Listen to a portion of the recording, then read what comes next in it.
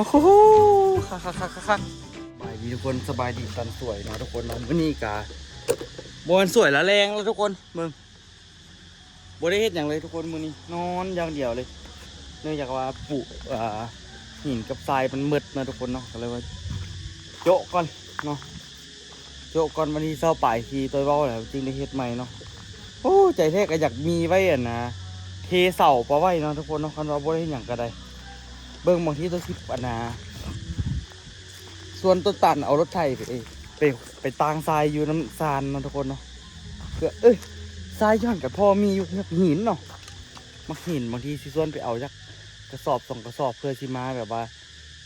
ใบเทเสาเนาะทุกคนเนาะซ้ำซาอันนะฮอดมื้อนั้นเนาะทุกคนนี่มื้อนี้นี่ก็ตัวสิว่าเบิ่งมันนะแบบที่ได้เทไว้เมื่อวานนี้3 อันนะทุกคนเนาะก็คิดว่าน่าจะโอเคอยู่แหละแต่ว่าแถวทั้งลุมนี่อยากตำๆเลยเนาะให้ต้นตาลจับแล้วตำเลยดิลูกบอลโดนดูตาเห็ด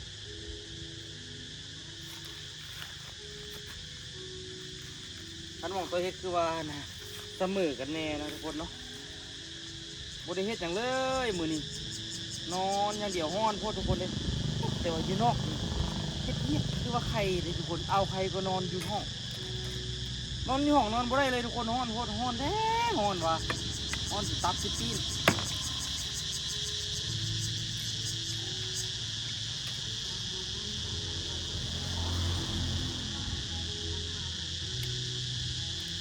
นี่กะจงไว้นะทุกคนพร้อมหน้ามันหักได้ใจอีกไม่พวกนี้กันคือว่าเมื่อวานนี้เฮ็ดมาละแบบมันแตกนะทุกคนหลังจากแบบมันแตกเราก็ได้เอาเชือกอย่างมัดคนข่าวว่าโอ้นักน่วงอยู่นะทุกคนหลายขั้นหลายตอนเนาะมันยังที่ออกมาได้บุท่านเราโอ้ยเวรเลยขนาดว่าเอาอันนี้มัดเนาะลวดมันขาดทุกคนมันอันนั้นพูดเนาะมันบางพูดลวดมันขาดขั้นที่กีไล่กับมีแบบนี้แหละมันที่กีไล่เนาะ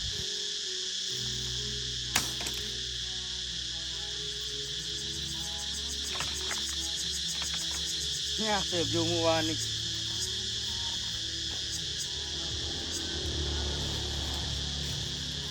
บ่ได้เฮ็ดอย่างไรเนาะไอ้พอเราเปิดเพลงดังพูดทุกคนเลยญาติติดกระซิบกระหอบไปนั้นเดี๋ยวเอากองไว้นี่ก็ได้กว่านะพร้อมหน้าของซิตี้ไส้อยู่นะทุกคน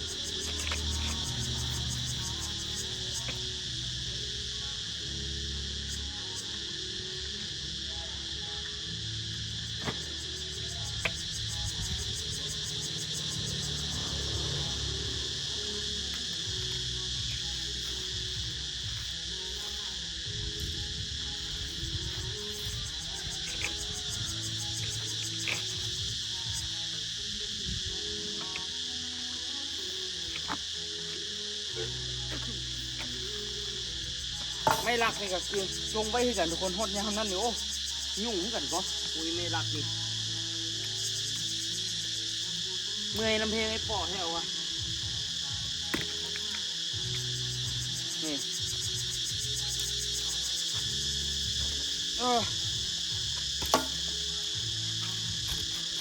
เดี๋ยวมาเบิ่งน้ำกันทุกคนมาลุ้นน้ำกันว่าที่เป็นยังไง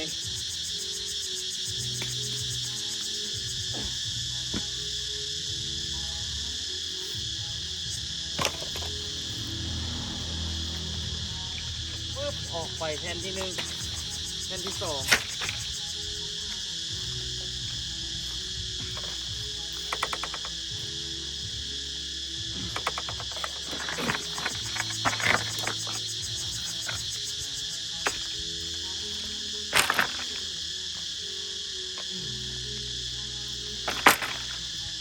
แทนที่4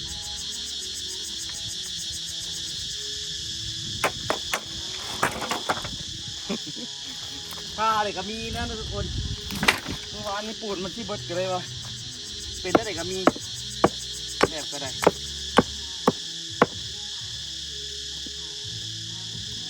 น โอ้โหสิติดลิขสิทธิ์ว่ะทุกคนคลิปนี้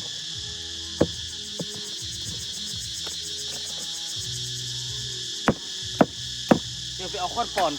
เอาได้แค่แรงมาทุกคนเป็ดเลยทุกคนนี่เป็ดเลย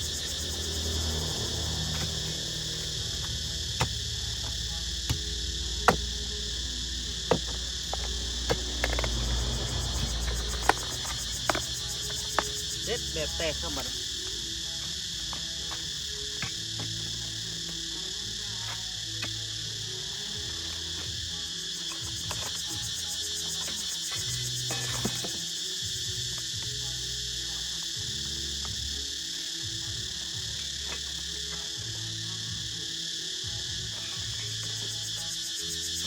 พอผมมีอย่างเฮ็ดแล้วก็รู้สึกว่าเป็นซิงๆนะทุกคน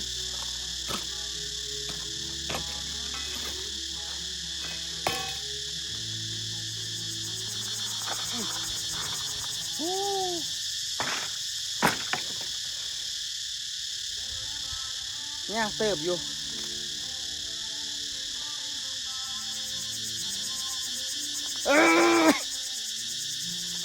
เหมือนน้ำเสียงเพลงทุกคนเลยมาเดี๋ยวเรามาแกะกันนะทุกคน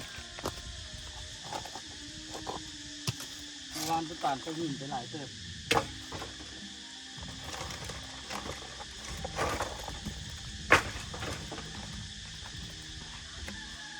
ตุตานวะ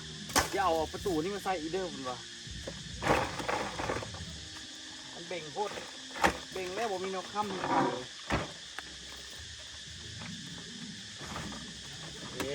สวยอยู่สวยงามปัดนี้เนาะแต่ก็มันประตูก็ได้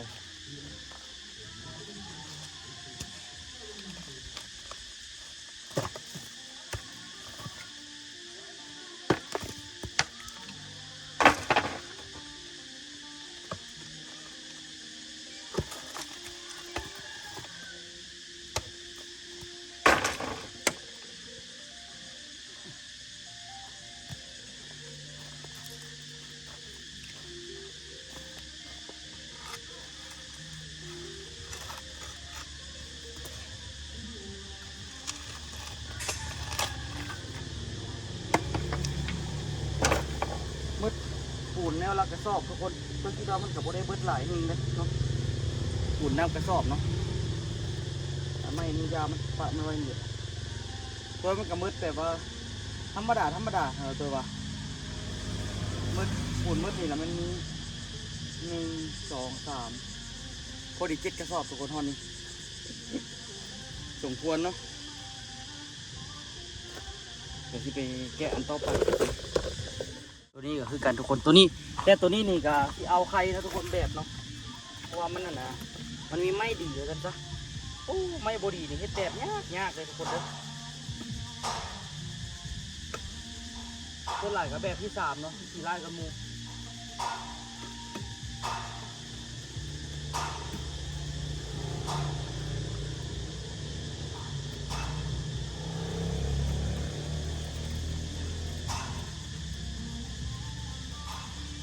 แต่พอเรื่องตอกหลักกันนี้ตอกดีกายกัน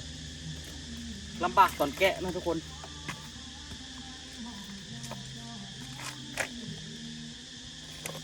แกะลำบากนี่ก็อยากยุ่งเลยเนาะ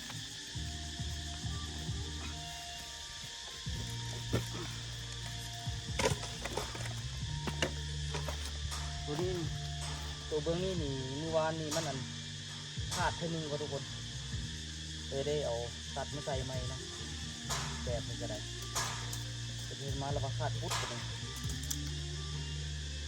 เลยเอามาเสริม2 ชั้นนะ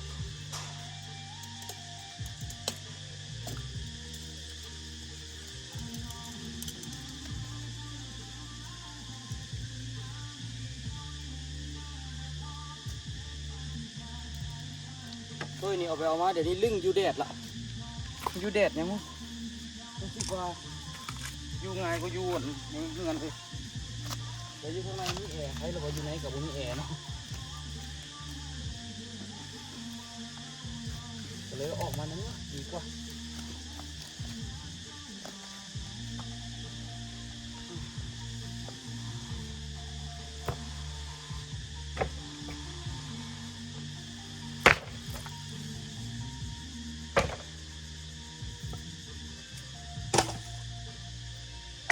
ลักเอาไว้แถวเดียวกันบัด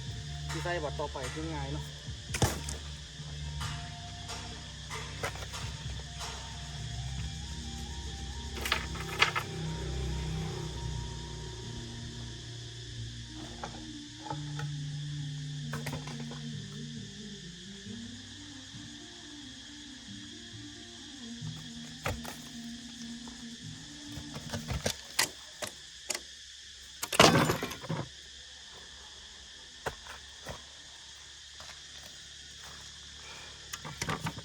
คิดอยู่ว่าสิจังไหนต่อโอ้เจ็บทุกคนเลยโทรศัพท์ก็ตากแดดกับสีดับละ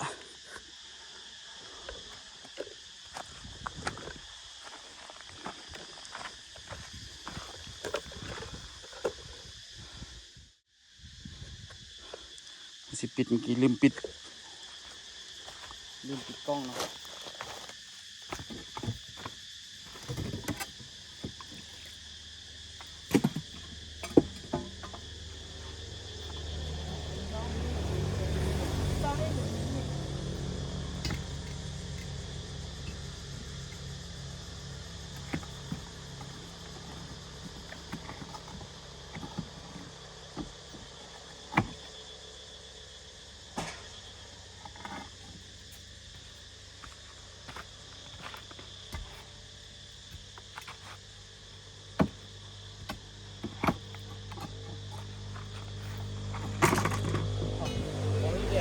แดดเป็นแบบนี้เนาะแดดก็งาม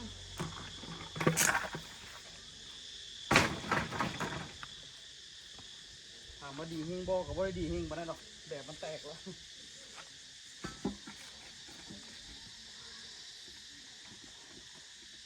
โอ้ยเดี๋ยวออกยากเลยต่ำอยู่นะ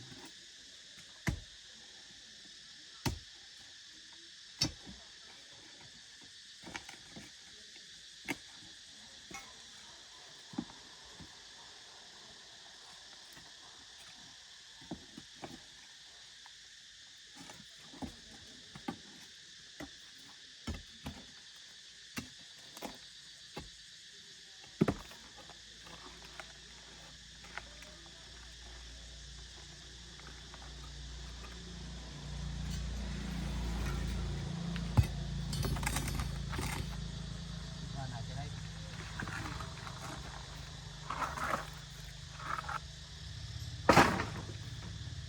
โอ้เราปิดเพลงละเดี๋ยวปิดไมค์ก่อนมันสิเป็นหูเป็นหางแล้วเด้อทุกคนบัดนี้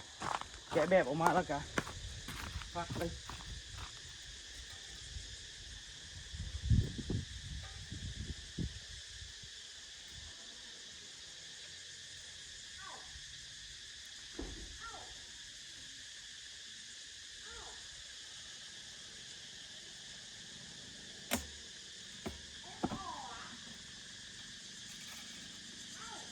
แกะแล้วตัวที่ให้ทุกคนเดินกันเนาะห้อนโทรศัพท์ห้อนทุกคนเลย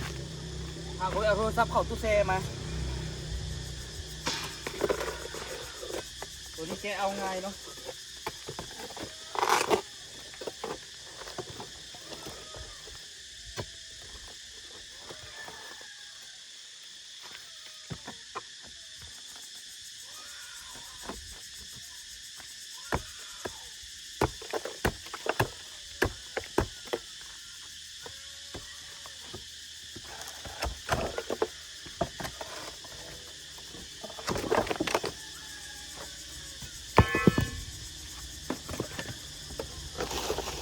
ลอย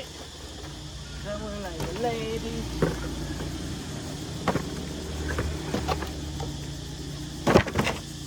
เลยเดี๋ยวฟังนั่นทุกคนโอ้โหคักซ้ำสิมาน้ำห่วยก็ได้ดูดิมันแตกแห้งบ่ไปแตกแห้งเลยแตกแห้งมันไหม้เลยทุกคนเนาะไหม้มันเคลื่อน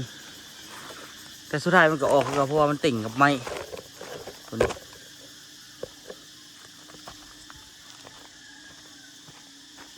ใส่ที่เหลวแล้วล่ะ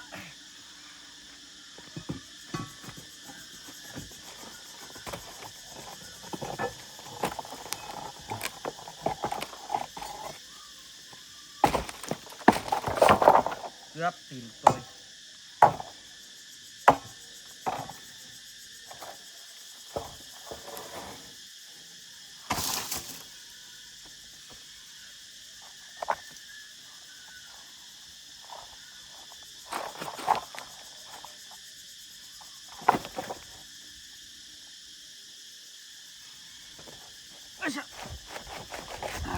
รียบร้อยเดี๋ยวอีกแผ่นหนึ่งทุกคนเดี๋ยวอีก2 แผ่น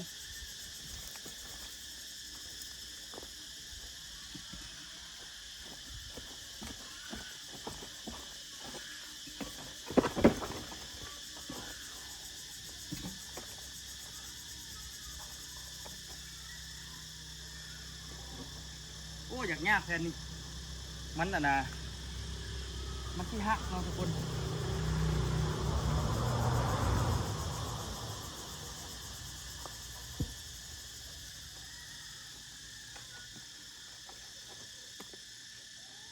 ปุ่นกระโอบมันพิลึกเนี่ย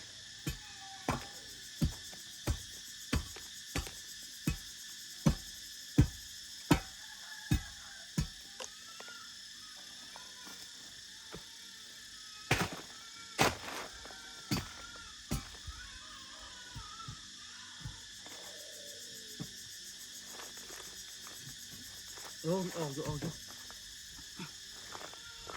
เดี๋ยว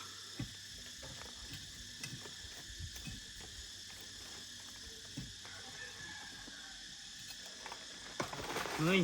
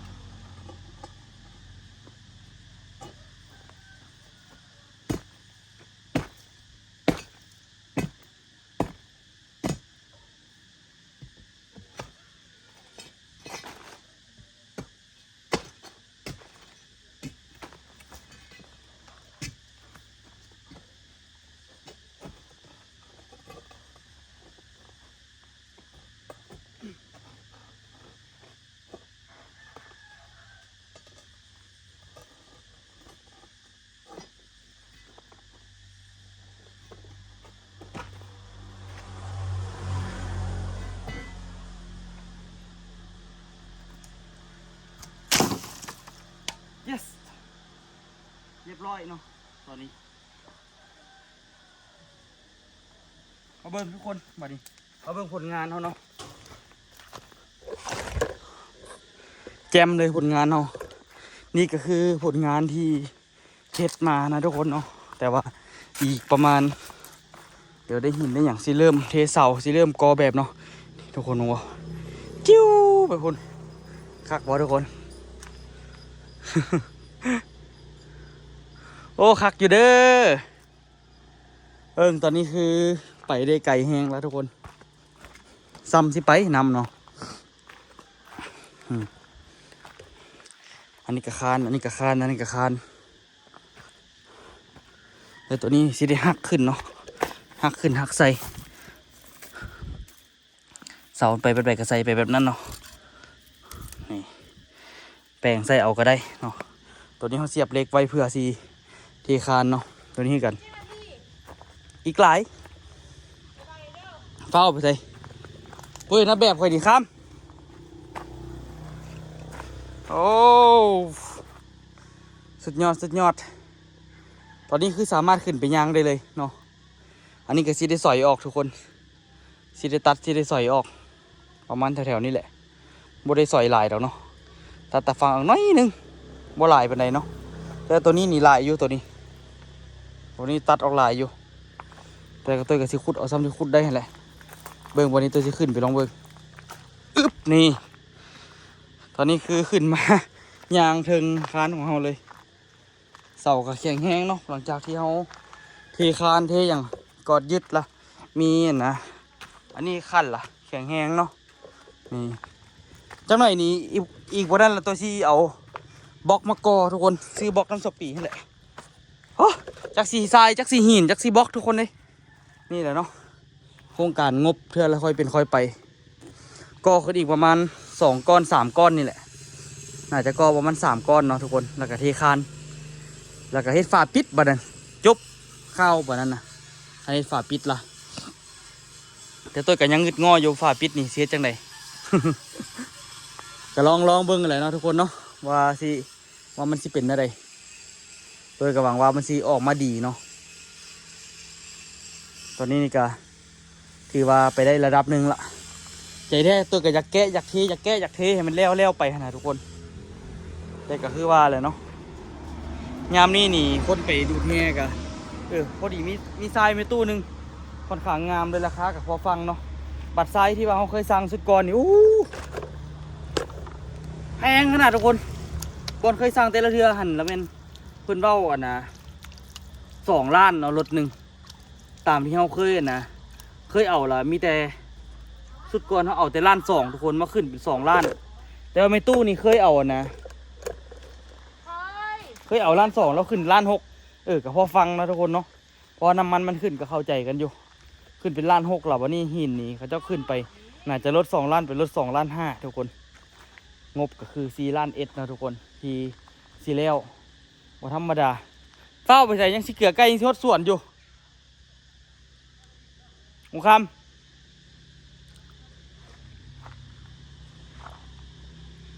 มื้อนี้ไม่จันกับสิมาฮอดเราเลยทุกคนโทรหาใครกับบุ้ยไปครับจักคนแจมวางเสาเนาะมันก็จะมีขุมไปนี่อีก11 เสาแล้วก็มีอยู่นี่7 เสาแล้วเนาะ7เป็นเสา2 เสา 2 เสา 3 เสา 4 เสา 5ประมาณเสา 4 เสา 5 เสาเนาะแต่ว่าเสาต่อไปนี่ตัวโบเฮ็ดอันน่ะให้มันแบบว่าโบเฮ็ดให้มันยาวปานนี้นะทุกคนโอ้แต่ก็เหลือโบหลายละยาวก็ได้แต่ตัดก็ตัดโบหลายคือกันแต่ว่าโดยมาเฉลี่ยแล้วตัวหักออกประมาณอันนี้นี่มันอาจจะประมาณ1.50 1.60 เนาะทุกคนเสาแต่ละเสานี่ตัววัดระดับดีๆแล้วก็เฮ็ดไปลองเบิ่งเนาะทุกคนว่า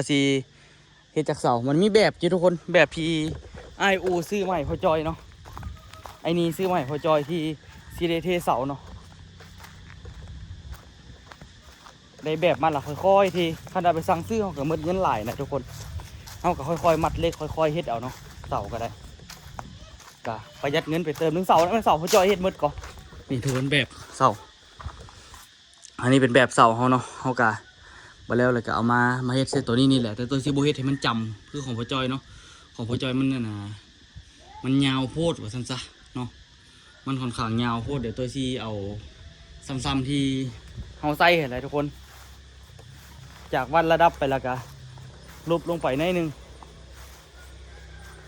ประมาณ1.50 เนาะถ้ามันได้แยกออกก็แยกออกบ่หลายปานใดสินะหรือว่าถึงนะบ่ออกก็ให้มันเป็นเสากระเดอขึ้นมาหน่อยนึงสิแต่อันนี้มันยาวโพดเนาะคือสิได้จวดออกหน่อยนึงเบิ่งมืออื่นทุกคนตัวซีมัดเล็กเนาะมาแล้วก็ซีค้นเอามักหินแถวๆนี่แหละเล็กๆน้อยๆใส่แล้วก็ซีมัดเล็กเสามัดเล็กคานขิมปะไว้เนาะคณะบริเฮ็ดอย่างเนาะมื้อนี้ก็โอ้ยเป็นเมื่อยเนี่ยเป็นขี้ข้านเนี่ยก็เลยบริเฮ็ดอย่างเนาะมื้ออื่นยังขี้ได้เนี่ยก็ขุดห้องแล้วก็มัดเล็กเพื่อไว้ใจแท้ก็อยากตั้งเสาเนาะเบิ่งบางทีที่เอารถไปเอามักหินเฮือนต้นตาลนะทุกคนจะเล็กจังหน่อยมาซ้ำซาอันนั้นหรือผู้สั่งก็ไปเอาน้ำซาน คิดก่อนเนาะทุกคนเอามาแบบว่าเอามาซ้ำซาผสมปูนจักเป่าหนึ่งสินะเอาไว้แทนที่ตีนเสาเนาะจะน่าจะโอเคอยู่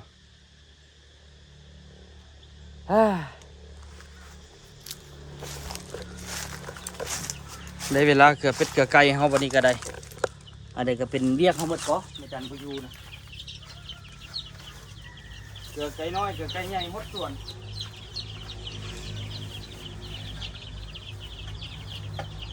แต่ก็ยังนะต้องขอบใจทุกคนหลายๆเนาะขอบใจทุกคนหลายๆเรื่องที่เป็นกำลังใจให้ทุกคนเนาะ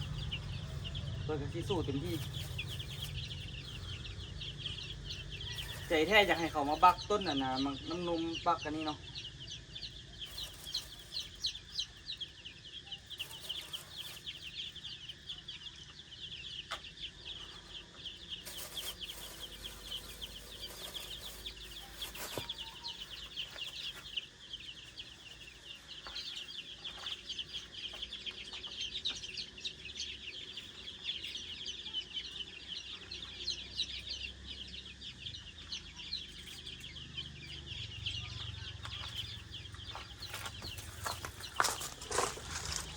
ไก่น้อยก่อน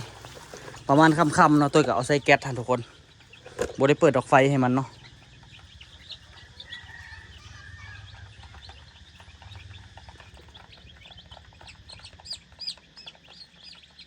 กำลังตะมุตะมิ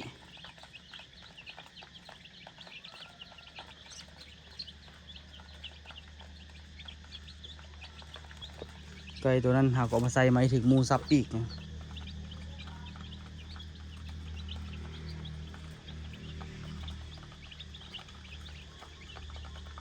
เสียมันออกจากมูก่อนต้นมันตัด2ต้นนี้ออกทุกคนเสี่ยงต่อมันสิล่มทับเฮือนอันนึงเนาะทุกคนเนาะอันสองเขากะอยากเคลียร์ออกเนาะทุกคนกกน้ำนมกับกกอันนี้เอามาเขาก็บ่ได้กินทุกคนเห็นบ่แห้วตายเถิงมันบอกสูงนะกินกันก็กินบ่ได้ทุกคนมันสูงโพดเนาะมันสุกได้แต่มันก็ตายสุกอยู่เถิงนั่นแหละทุกคนจนแบบว่าบ่ได้กินเลยบ่มีโอกาสกินเลยแล้วก็ต้นหมกม่วงต้นนี้ก็สิเอาออกคือกันเนาะต้นหมกม่วงต้นหมากน้ำนมอันนี้นี่ก็บ่แน่ใจว่าสิเอาออกบ่แต่ว่าโอ้ยทุกคนในคันว่าเฮ็ดแล้วนี่ป้าถดินบอกกว้างเลยนี่คุณเนาะแต่นี่ไปหาหันกับประมาณ5-6 เมตรแล้วเนาะโอ้ไกลอยู่เด้อ5-6 เมตรนี่ประมาณนั่นแหละเดี๋ยวตัวสิเอาไม้แมทมาแทกลองเบิ่งทุกคนว่าเสาที่เฮาสิใส่นี่มันสิใส่ยาวปานใดล่ะตัวสิตัดเล็กหรือสิมัดเล็กไปเนาะเดี๋ยวนับอีกก่อนลืมละ1 ขุมตัวว่า11 ขุมมื้อนั้นไล่เบิ่ง1 ขุม2 ขุมนี่2 ขุมแม่นอนนี่อยู่นี่ขุมนึงนี่1 ขุม2 ขุม3 ขุม4 ขุม5 ขุม6 ขุม7 ขุม7 ขุมแล้วเนาะ8 ขุม9 ขุม10 ขุม9 ขุม10 ขุม11 ขุมทุกคนตัวภาษีใส่มันจำหัวได้เลย11 ขุมซัดซื้อนี่บ่นี่โค้งบ่นี่มานี่ซื้อมันต่อตั้งเสามันเดี๋ยวบางทีสิตั้งต่อเลยทุกคนบัดแล้วสิส่วนต้นตาลตั้งต่อเลยมันมีตัวนี้นี่ซื้อตัวนี้นี่ก็มีโอ้โหแมนละมันซื้อจำตัวนั้นละโอ้โหแมนเลยเนาะมันมาโอ้เจ้าตัวนี้เริ่มเอียงละเนาะจะพอจอยน่าจะปักดิงเสียกเทตัวนี้เนาะแม่นละพอแล้วปักเสานี่แล้วก็ปักเสาทางท้ายพุ่นนะทุกคนปักเสาทางท้ายพุ่นแล้วก็ดิงเล็งเพียกไปเนาะเล็งเพียกไปสายเพียกคือแบบนี้นี่แหละตัวนี้คือกันตัวควบคุมไว้นี่อันนึงควบคุมไว้อันนึงแล้วก็ตั้งเสาเนาะเล็งเพียกไปฟางเสาจนเบิด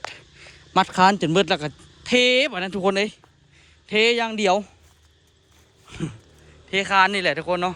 เทคานอย่างเดียวแต่ว่าเทหลายก็บ่ได้บ่มีแบบเนาะค่อยๆเทไปสิมัดเล็กแบบนี้แหละจนจำพุ่นเห็นบ่มัดจนจำพุ่นไว้มาแล้วก็เทโอ้คือสิมันนะทุกคนเนาะมาแล้วคนมาช่วยกับใครสินะทุกคนคันมีแบบมีอย่างพร้อมเนาะนี่ตัวก็ขุดขุมอยู่นี่ละอันนึงมาแล้วตัวก็สิขุดอยู่นี่อันนึงขุดนี่อันนึงขุดนั่นอันนึงตัวสำหรับเสาตัวนี้นี่มันมีอยู่หันละทุกคนเห็นบ่กอขึ้นปาดทีโดว่าธรรมดาสำหรับตัวนี้นี่สิกอขึ้นมาอัดตัวนี้เนาะตัวนี้ก็สิกออัดกันพื้นมานี่กออัดแล้วก็กอขึ้นไปจนจำเทิงพุ่นเอาซื่อๆจำเทิงพุ่นทมบ่นี่ป้าโถสิได้กว้างไปได้ทุกคนว่าดินเนาะกว้างหลายอยู่เด้อพื้นที่ก็สิหลายเข้าไปเนาะตัวเฮ็ดนี่คือผลประโยชน์อันมหาศาลของครอบครัวพุ่นเด้คันสิเว้านี่เนาะผลประโยชน์อันมหาศาลของครอบครัวเฮ็ดเพื่อครอบครัวพุ่นเด้นี่นะเฮ็ดแล้วก็ปานซื้อที่พุ่นแล้วทุกคนเนาะหลังจากเอาเฮ็ดแล้วก็ปานเนาะแต่ว่าขั้นตอนประกาศขายดินตัวนั้นได้นี่โอ้งบประสร้างอันนี้นะจิ๊บ ตอนนี้ซื้อหินซื้อทรายกับเย็นบ่มีประกาศขายกับมิดจัดอยู่เนาะแต่ว่าปรับราคาลงบ่ปรับราคาลงได้คือที่มีคนมาซื้อตัวว่าขายจักตอนมีคนให้300นะคำบุญยอมขายน้ำเนาะเสียดายเดี๋ยวตัวที่ฮดส่วนทุกคนเป็นเอาไว้เจอกันคลิปหน้าได้ทุกคนเด้อเดี๋ยวตัวฮดส่วนแล้วก็ คือสีแล้วเวียกแรงนี่ละบางทีก็สิไปตัดเล็กมามัดไว้เนาะเฮ็ดเสา